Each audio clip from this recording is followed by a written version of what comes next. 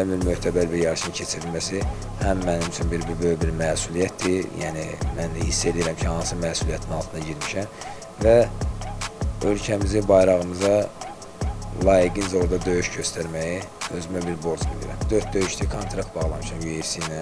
Mən 2019-da Grand Prix udanda mənə UFC haqqında təklif olunmuşdu. Bizim maraqlarımız belə deyək də tutuşmadığına görə bir müddət başqa təşkilatlarda döyüşəsi oldum. Artıq mənim vətənimdə keçilir, bu artıq bir tarixdir. Çox yaxşı hazırlaşmışam. İnşallah ki, zəfər bizləndir.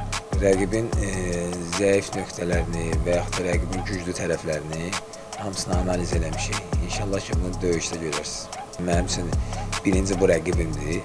Yəni mən bu rəqibi inşallah Allahın izni ilə qalib gələndən sonra artıq mən növbəti yarışlarda və yarışı udanda belə Allah qismət eləsə mən bu yarışı udanda mən artıq orada o rəqibin adını açıqlayacağam ki, kimlə döyüşmək istəyirəm.